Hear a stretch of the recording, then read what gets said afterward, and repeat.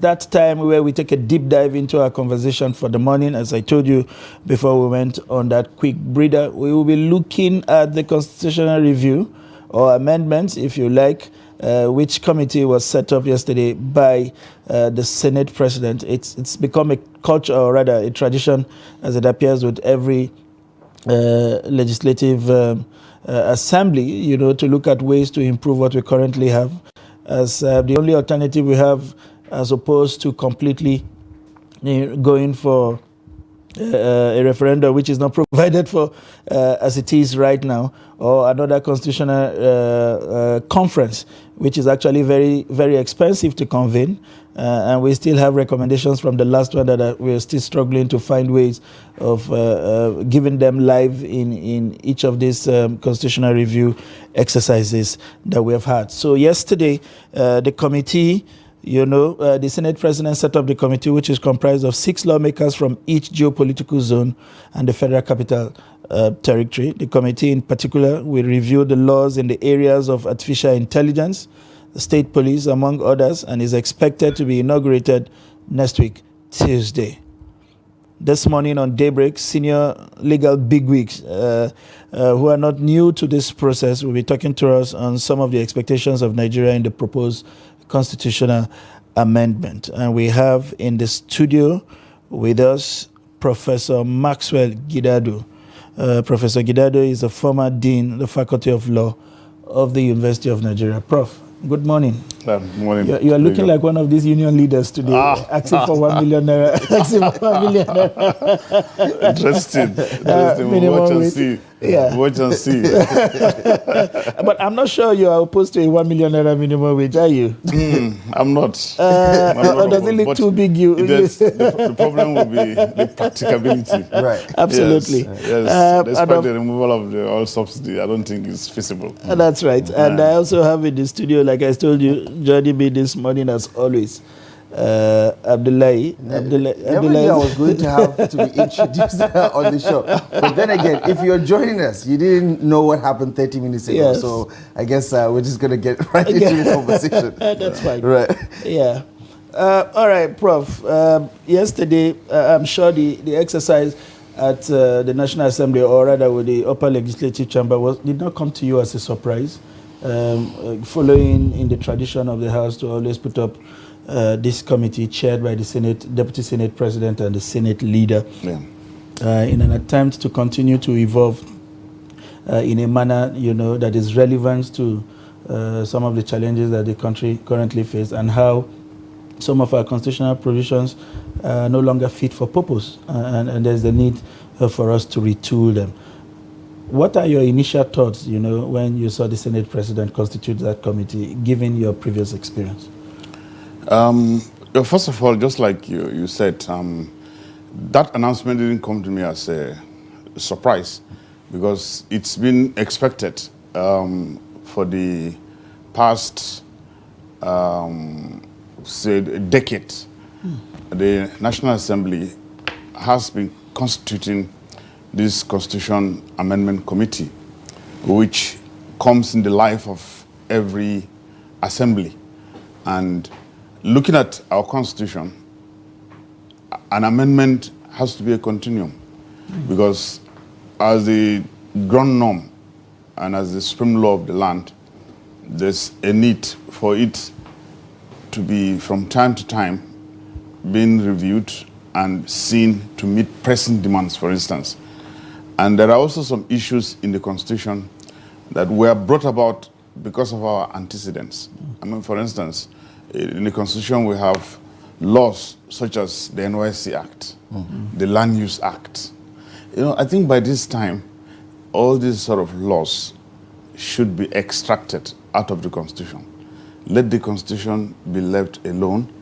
And the importance of extracting them too is that some of them must have also gone moribund or must have gone old and need to be amended.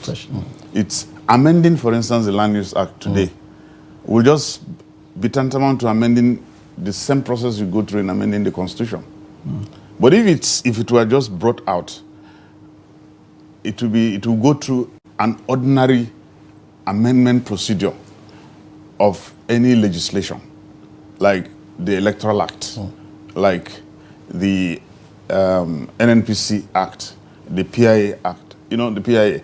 So, but when a provision is in the Constitution, such as this, it has to go through that gamut of Section 9, subsection 2 and 3.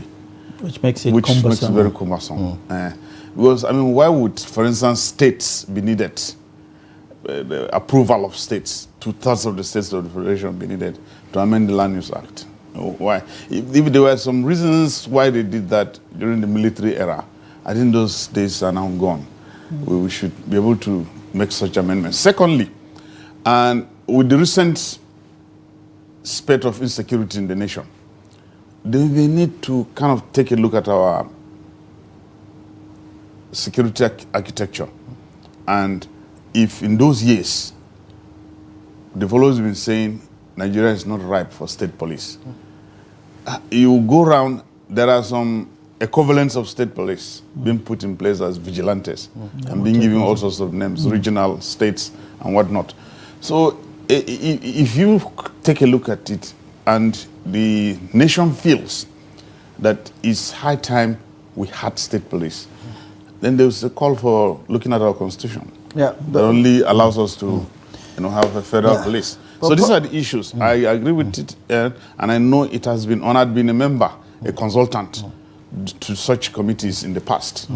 So I know I've been a consultant thrice to the National Assembly. Give us an idea of the terms of reference here, because we heard the Senate President say, liaise with state legislators, with other stakeholders to come up with this, and also give us a sense of what Nigerians can realistically expect. Because this looks like the regular fanfare of, we just have to pretend to be doing something about it, even though at the end of the day, we're not going to see much of a result. So from your experience, what is the term of reference here on this particular committee, and what do they actually do as far as, a review is concerned? Yes, my experience is that, you see, first of all, the National Assembly are not to come out with areas to dictate to Nigerians that this is what they want to amend. It usually starts with such constitution of the committee. Then they call for memoranda. And in this call for memoranda, the National Assembly might have their own. Like I had the Senate President mention of the in thing, the artificial intelligence. Okay?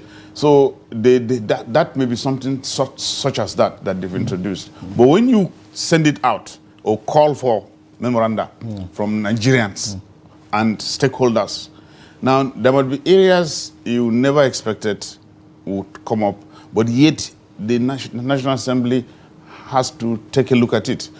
Traditional rulers might still be at their toga of wanting some recognition in the Constitution. It might not be in their terms of reference, but it will come before them, and they will have to gloss over it. They have to take a look at it. So it's normally not strict so dictated by them, but it is they drive it. But when it gets out to the various states, you may even hear some sectional requests.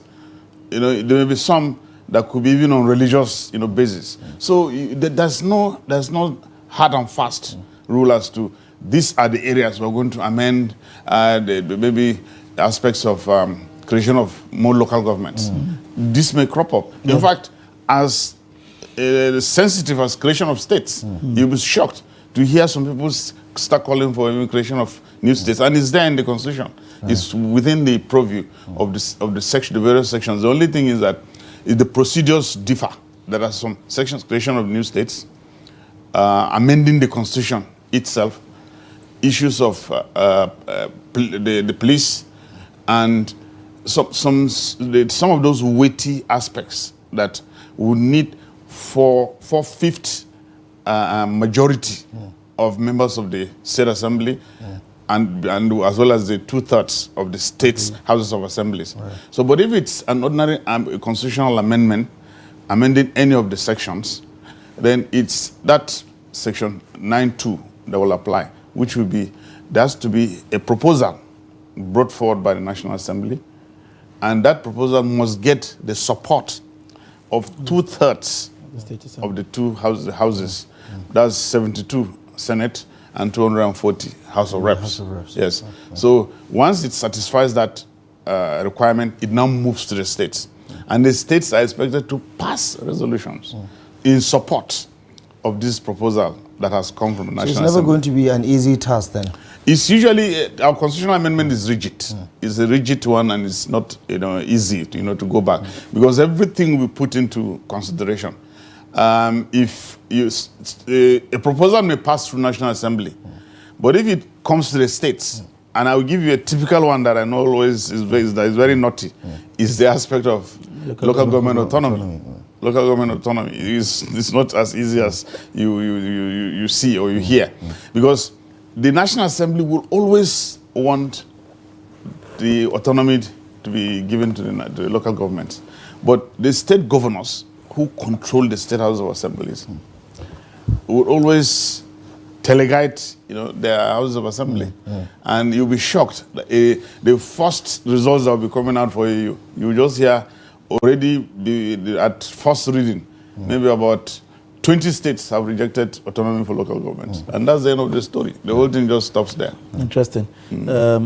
We heard the Senate President there direct on live TV that the Deputy Senate President invites Chairman of State's House of Assembly for a meeting with him before they commence. Do you think those kind of engagement would in any way help pacify those people? Why does it appear that every time this process happens, what the people wish for and what they get at the end of the day are at variance, especially when it comes to issue of local government autonomy and that they are quick to want to amend things that gives them more leverage, as state governors than the ones that we think would devolve power to the local government and enhance development at the level. Isn't there anything the people can do, to get some of those wishes when it comes to these processes? If you ask me, I would suggest it's even better they approach the governors forum. They approach the state governors, because they are the ones that dictate the tones. And inviting either the speaker or the deputy speakers of each house of assembly or chairman of constitutional amendments of various local state houses of assemblies will still boil down to the fact that at the end of the day, they will take the dictation from their boss, the governor. Well, it's whatever the governor tells them to do that they will do. In fact, there was this funny one. When I remembered in the 7th Assembly, there was an attempt to give autonomy to the state houses of assemblies. Yes, right. For them to have their own money to come first line charge. To our amazement. And this is something, they rejected it. Something that is good for you, it's to your advantage. In fact, it will even give you some independence, from the governor. At least your money will become, surprisingly, some state houses of assembly said no. And they were all being teleguided. And looking back at the recent history, just like this one, for instance, which was quite notable, that it was really puzzling why state assemblies do not want to be independent of the executive, and they decide to vote against. But I guess the political answer is that those votes, they don't get to decide those votes independently. They get influenced to decide those votes for themselves. But give me a sense of what happened to the past reviews, the past committees, the past attempts to make significant changes to the Constitution as demanded, as called for by Nigerians over the years. What happened to those findings, especially the ones that you worked on? What happened afterwards? Yes, you see, the one that comes to mind readily, and which I know was born out of the yearnings of Nigerians, and which went through seamlessly, was the constitutional amendment to sections relating to election matters, which also found its way into the Electoral Act, the new Electoral Act 2021. Now, that I could see a repeat of it, in this very 10th Assembly constitutional review exercise. They will have to grapple with it, because it's a very thorny one. One, we are still a country, that's Nigeria, that grapples with cases, avalanche of cases after elections. And these cases drag to an extent that a an executive or even the legislative member will be in office, will be sworn in, and his case will be lingering, for months. In those years, it was even years. Then the 7th, 8th Assembly tried and brought it back to 180 days, 6 months, 3 months, as the case may be. And also this idea of also starting with a tribunal and to end at the Supreme Court 3 tiers. I want to believe that, let's watch out, there will have to be a tinkering with this so that, one, we reduce all this, time wasting. And the idea that you have to, if you're dissatisfied with the tribunal, you move up to the Supreme Court. All these are, wasting of, it wastes a lot of time and also expenses. If the clients tell you, either the governors, the presidential candidates, tell you how much money goes into paying their lawyers, as well as, all the side things they do to ensure that they get judgment. And also that distraction. A governor is sworn in, and for crying out loud, he's not sure, whether he will still be in that office. The man's psychic will not definitely give him an opportunity to sit down and work for the people that voted for him, but rather his attention is in the tribunals, because he has to scale through the tribunal, he will get through the Court of Appeal, and it gets through the Supreme Court. You will never get his mind until finally they tell him, now, politics is over. It's now governance, act of governance. So, for instance, there has to be proposals like some State House of Assembly and National Assembly. Maybe let it just stop at the tribunal once and for all. Not going on appeal. Recently, we had the conversation, I think you also, regarding the quality of some of the judgments that have been passed recently. And we've seen so many of those gaffes or mistakes or errors that have been pointed out by the Supreme Court or by the Court of Appeal, after the tribunal has decided. And we've seen so many different results. The tribunal says, no, this is the winner. You go to the Court of Appeal and say, no, actually the tribunal is wrong. This is the original winner. And then you go to the Supreme Court, and the Supreme Court decides, you know what, we think the appeal court is right in the first place to have actually overturned the tribunal. So, there are some corrective measures that come from those stratifications. However, you look at how complex this situation usually is before things get done. It takes ages, the bureaucracy involved, the consensus that is needed within the lawmakers itself is hard to build.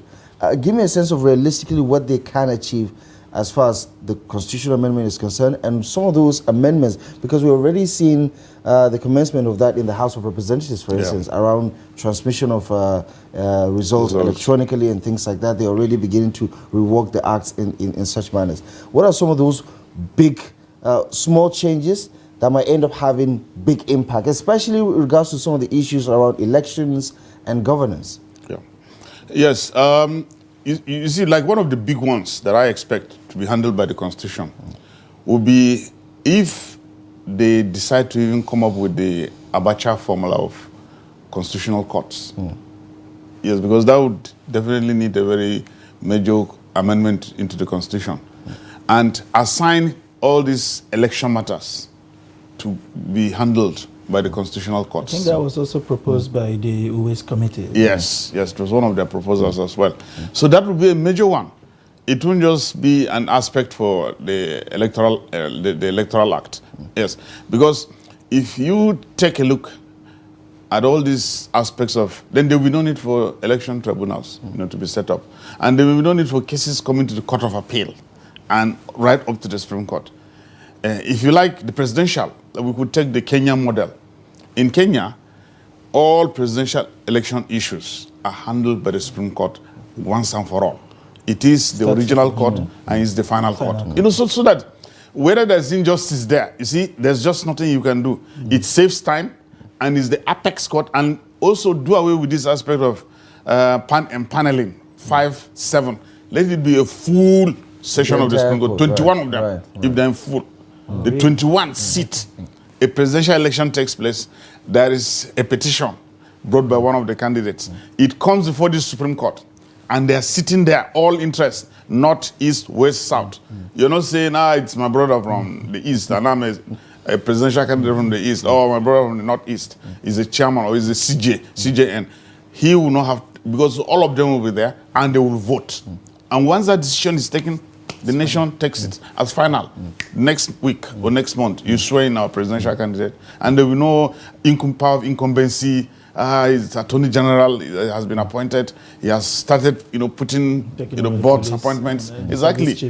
All the chiefs, the service chiefs have been appointed. So the man has taken charge, and you're not telling him that his matter is in the tribunal. It's either in the court of appeal.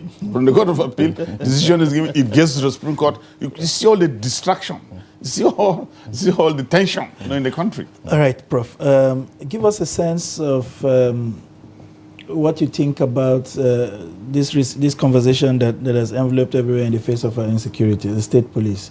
The governors seem to be rooting very strongly for it. Somehow, the service chiefs and those at the aim of affairs at the police are not exactly, their body language do not exactly support this proposition. The politicians are also not exactly comfortable with how the state governors, giving their presidents what they could do if they are given the opportunity to superintend over a state police. But what, in your own view, how realistic do you think this will be, this opportunity to tinker with the idea and find a place for it in the Constitution? If you ask me, my position is that let the Constitution be amended and let the floodgate be open for state police to improve the community policing system in the country. If you look at the present insecurities, the state of insecurity in the nation, you will agree with me that this calls for it. Because if you look at the total number of policemen in the country compared with the population that the nation has today, it's you will not be surprised, that these things are happening. Okay, so and when if you come down to the various wards or units or constituents, you discover that even if places like Abuja or cities like Lagos, you will see an estate have their own vigilante. By 12 or by 11 o'clock, they seal up the road. Before you have an access into the estate, you have to call and be identified and permission be granted to you before you pass in. So if such efforts are being done and it's being replicated at the state level and at regional levels, so then what's the difference? Because the state police will virtually take that form. The only difference will be that they will not be formalized. Right. They will be given uniforms. They will put on salary, and there will be a state commissioner of police and all that. So let a provision be made that we will have the two together, the federal police and the state police. And let there be ways and means and a policy guidelines on how these two will operate. We have even climes to copy from, if I may use that word. The United States of America has provisions for both federal and state police. So, and the politicians will have to be also warned. A situation where a governor would want to abuse the state police that he has by terrorizing and tormenting political opponents, there should be a mechanism in the system on the relationship between the police, the federal police and the state police, and also the police hierarchy on how to handle such cases.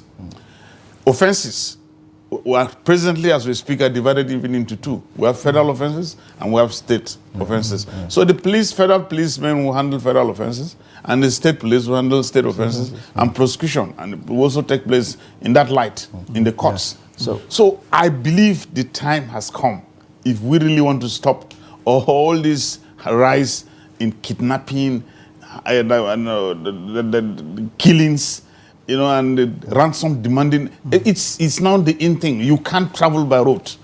And also the hike in airfare is also not comfortable. That's right. Because in a trip of less than an hour, you're expected to pay over 100,000 for a ticket. How much is the salary of an average Nigerian? So it's only the high and the rich that fly. But otherwise, it's a risk. For instance, you take off here by road, from here to Sokoto, here to Yola, here to Enugu, and back. By the time you make these 4 trips, definitely if care is not taken, you'll be in trouble. Yeah, especially if you're not lucky. Exactly. Yeah. For most Nigerians, we always, when conversations like this come up, we always talk about some of those missed opportunities when we had a chance to do something tangible, a turning point. And for the most part, as far as this conversation is concerned, was back in 2014 with the confab, for instance, where you get a sense that it was the entire country speaking. The whole idea of we the people was really brought to life at the confab, because you had everybody. You had every member, every faction, every group represented in one way, shape or form. And it's safe to say that in hindsight, that was a missed opportunity. But give me a sense of, when we talk about restructuring, when we talk about all the things we're talking about, state police, with regards to the elections, electoral process and jurisprudence and things like that, what do you sense as a priority for this 43-man committee that have been set up by the Nigerian Senate? Do you get a sense that this is just in keeping with the tradition, or there is a target here to address structural, critical issues that are important to this nation? I would not think this 10th Assembly Constitutional Review Committee will go into this exercise by just taking it as a mere routine. It's our turn. The previous assemblies have had theirs. Now this is our turn, and let's come and see what... Because there are issues, critical issues on ground, which they have to handle. And this issue of the security is number one. It's germane. They have to just sit down and find a way of making Nigerians feel safe. Making Nigerians sleep with their 2 eyes closed. They have that will be a major priority, as far as I'm concerned, for this assembly. Now, another one could be that of the aspect of the elections, because there've been that hues and cries by Nigerians about what we just discussed about. How come that it is only in Nigeria that elections will take place, and months after, governments will be sworn, new governments will take over, and litigations upon litigations will still be going on, in courts. And look at all the time, it consumes, and the expenses and all that go through it. So they have to prioritize and ensure that they see the memoranda that will be coming from Nigerians in areas that they feel are, the exercise they're about to embark upon is well, taken care of. Traditional rulers could come up with their own role. Yes, the issue of their own role, but they're being recognized in the Constitution. Because I think I had a discussion with traditional rulers last week, and they were very serious, because they said if they were involved in the architecture, if they were involved, for instance, on these aspects of insecurity even, they will have a role to play. But they have no role, and they're not being recognized. Hence, they only left them to be handling issues of tradition and culture, of our people. So I want to believe this will be what will be at the front burner. And perhaps issues of immunity to cope corruption can also be an issue I foresee. But there's also the issue of political will, isn't it? Are they motivated? Because these are the same people that have been fingered in enjoying life pensions, when majority of Nigerians, civil servants who are retired, do not even have access to their pensions. These are people whose moral compass, as far as Nigerians are concerned, is a bit askew. Do you think that they're motivated to really address? I mean, they just passed a vote of confidence on the security chiefs, and that seems like a pat on the back, not even a slap on the wrist, as far as Nigerians are concerned, because there is no confidence in the public. At all. Well, Abdullah, let me tell you, my fear is this. If they try to take these things with kid gloves, if they're handling it with kid gloves, I'm afraid the citizens may have no other option but to to rise and protest and make the seat very hot for them. Okay, because already you've seen what has started showing its head. I mean, all these protests against the hike in standard of living and the poverty, in the land. And so, if the memoranda coming from states, if there's a preponderance of opinion of Nigerians that something has to be done about the aspect of removal of the immunity. I know it's destructive, as I say. A governor will also be in court. Will be in the office, and a summons will be brought to him saying he has been, alleged to have embezzled some funds, and he has cases to answer in court. It can be very destructive. But when you look at what is going on, as well all the allegations and the spate of cases that we have before the EFCC, that is, it seems they're even looking at it as a way of the governors and some of the chief executives, even the president and etc., those holding offices and are being handled or handle all these financial aspects. When allegations are brought against them, and this before the EFCC, that immunity gives them that cloak to hide under for those 4 years, and if they get a second time, they also hide for the 8 years behind that immunity clause, and the cases may not even at the end of the day, find their ways back into, because by the time the witnesses are dead, evidence are pilfered and tampered with.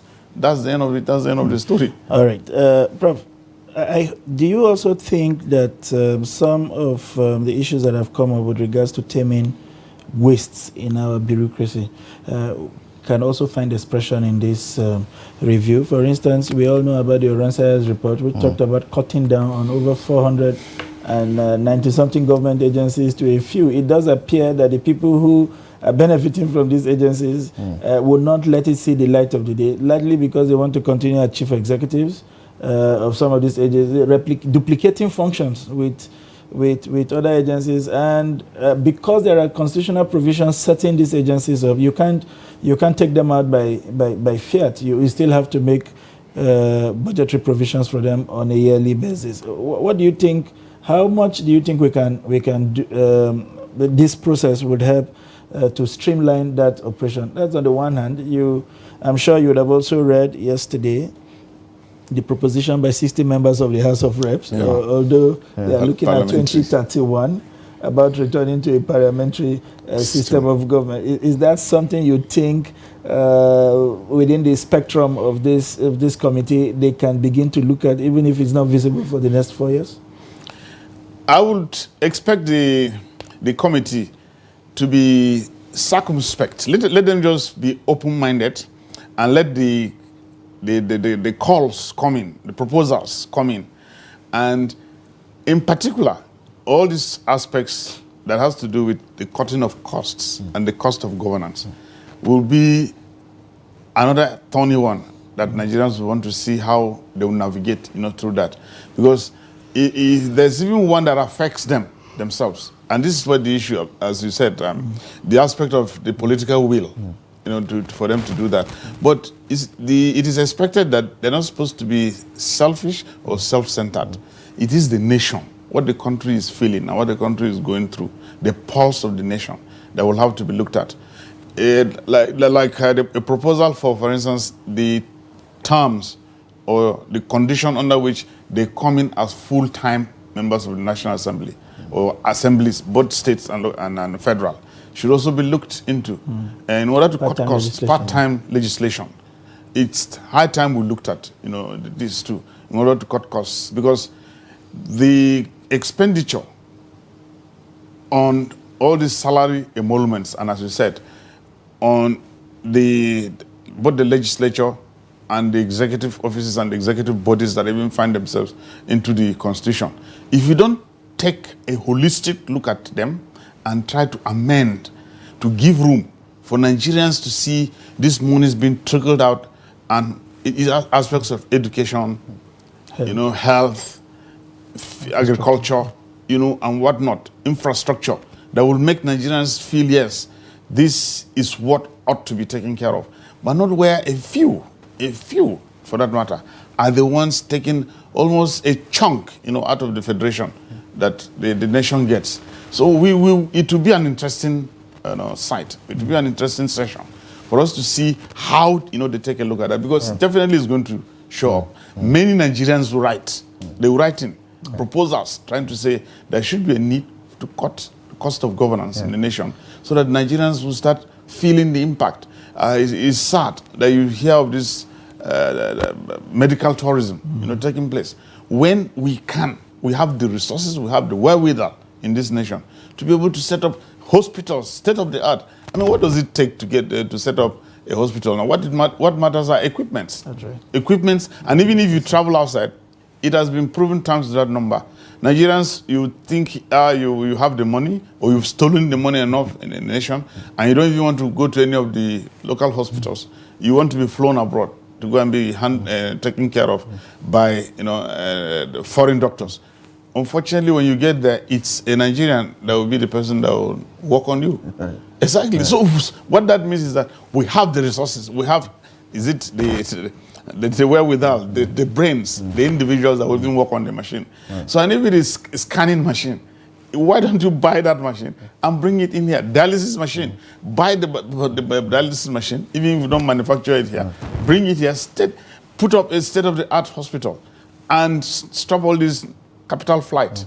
But in the name of tourism. And then talking about, for members of the public who are keenly interested in seeing how this all unfolds, give us a sense of what the engagement is like. Is there going to be public hearings? Are there going to be town halls? What roles do we expect civil society to play? Can individuals write petition or proposals? What is the level of engagement like, and what is the framework for committees like this? Yes, usually the modus operandi of these committees is that, first of all, when they are constituted and they want to commence the work, first they get consultants that will sit and advise them, experts in constitutional matters, in constitutional amendment and economic issues, all sorts, all shades, so that they have consultants that will be able to guide them properly, as they get on, with their legislative assignments. Two, they now, as I said, send out letters inviting memoranda. Nigerians write in, and there will be no any no-go areas. Speak right on any aspect, that you think, you want an amendment to be made. Then the third aspect will be for them to now go and see these constituents, and have town hall meetings, and have conferences, call for papers, and sometimes if a particular zone sent in requests that touch on this aspect, they will target that very area and go and have a robust discussion with them on the area exhaustively, so that by the time they now come back to sit down and try to sensitize. All 43, or are they going to go into subcommittees or something like that?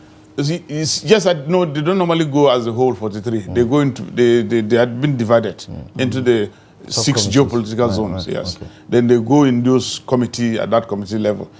You'll be structured in such a way that you, in this subcommittee, will be handling so geopolitical zone.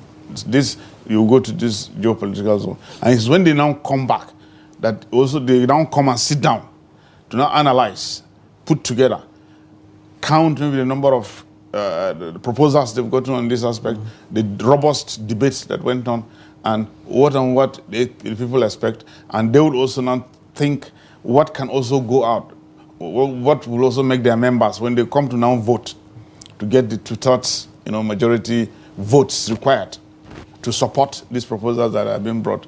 Then they think about how it will now go down to the states. And after the states, the final, not too controversial one is about the presidential assent. There have been 2 debates ongoing, whether there's a need. Our constitution, going by the practice of, since it's coming through a National Assembly, an act of the National Assembly to amend the constitution, it has to go to the president for a presidential assent. But if you look at it too, from those arguing that there's no need for a presidential assent, is that how could a bill or a proposal pass through National Assembly and come to states and get the blessing of not less than 24 state houses of assemblies, still go back to one man that will now say, I don't assent. Right. So we have there's a constitutional provision for veto. Right. So when it now comes back and National Assembly members they feel so important about that issue, they can veto the... And talking about that veto, some of the lessons that we have learned with this committee over the years is the fact that we keep it late. Too late that even the opportunity for these vetoes come at a time when the life of that assembly has also expired. From your experience, having been consultant to this committee for up to 3 times, do you think that that's a way we could break this work such that some of these processes can begin much earlier than others, while conversations are ongoing? If we think there is a general consensus on some things, we can devolve them through the process so that they go through and come in quite early, to get some of those presidential assets in phases rather than wait for everything to get to a level where state governors will now start cherry picking. Let's do this and leave that out. And it makes conversation and consultations at that level even more cumbersome. What's your experience with, what's your suggestion with how this process should go, given your experience from previous times?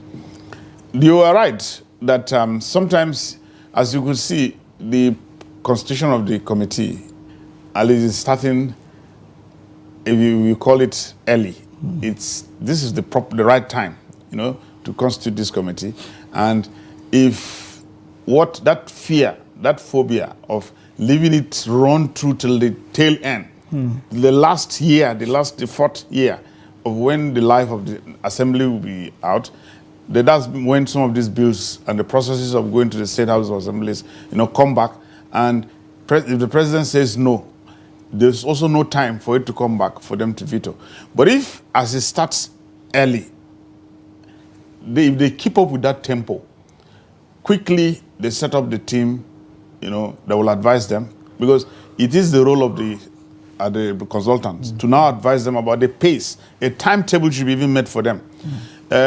Between so period to so period, this will be when you are supposed to sit down and try to look at the previous amendments that went through, those that did not go through, those you are carrying over.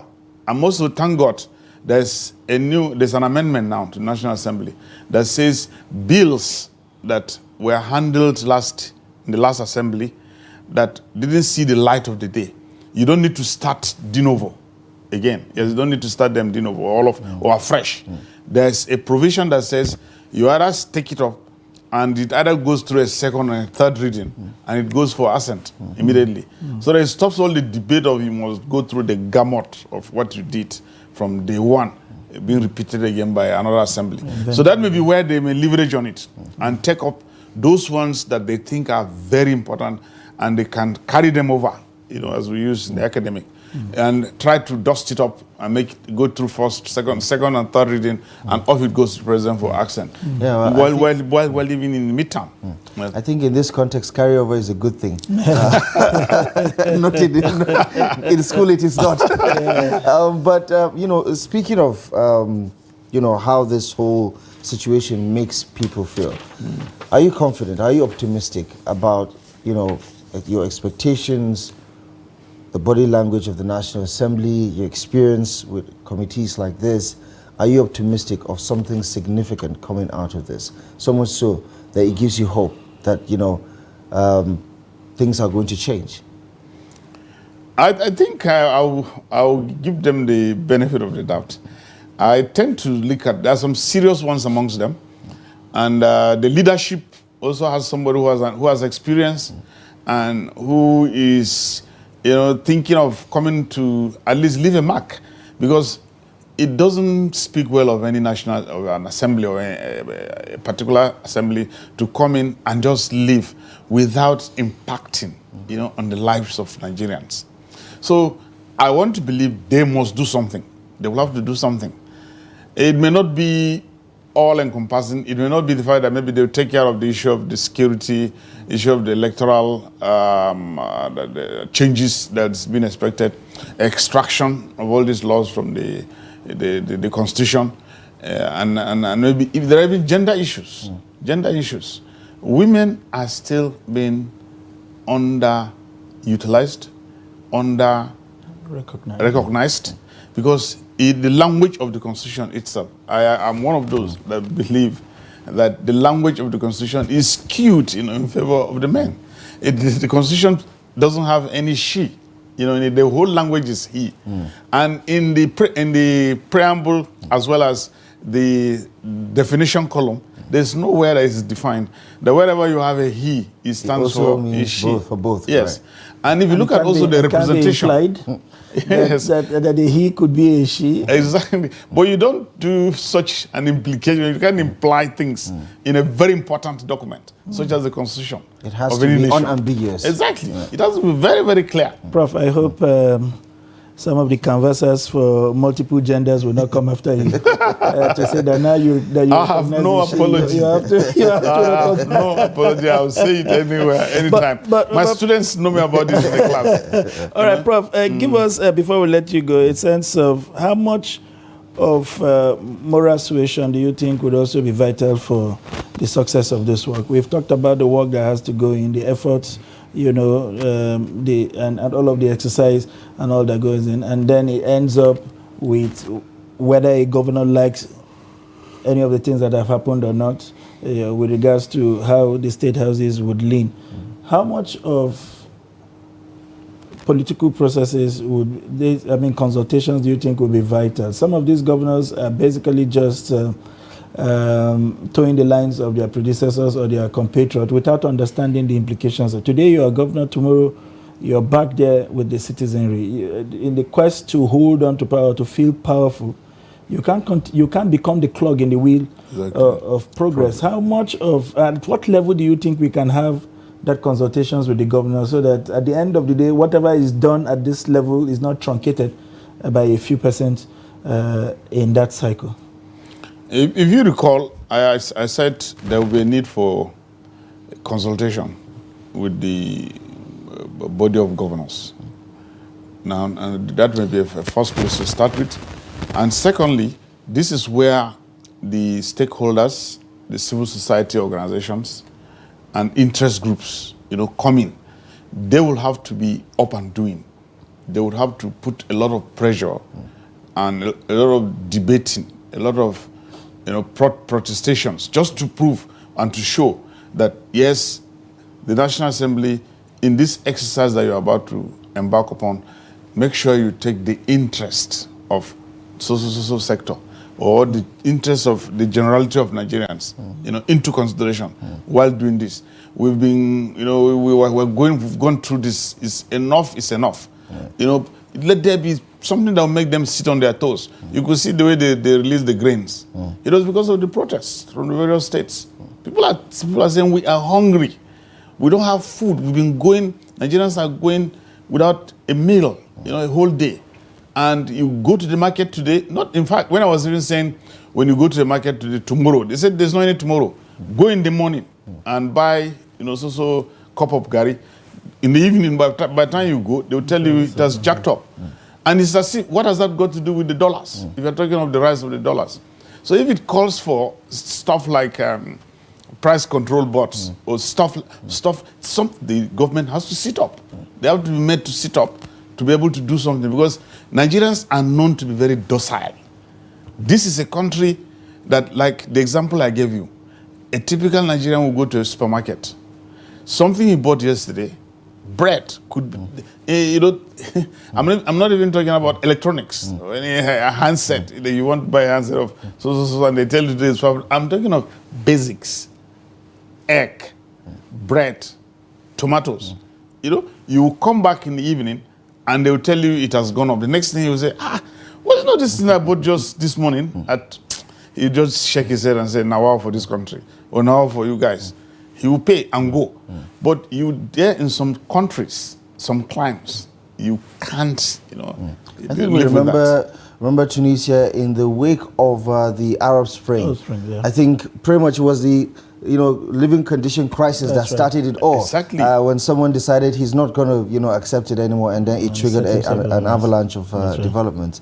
Well, Prof, we would love to carry on, because this is not just an academic conversation, but one that really has real-life consequences on the lives and livelihood of this great nation. But we're going to have to leave it here for now. Thank you most kindly, Prof, for joining us on the program this morning. We really appreciate your expertise and the analysis. Thank you so much for joining us. You're welcome. Abdullah, thank you. All right. Thank you.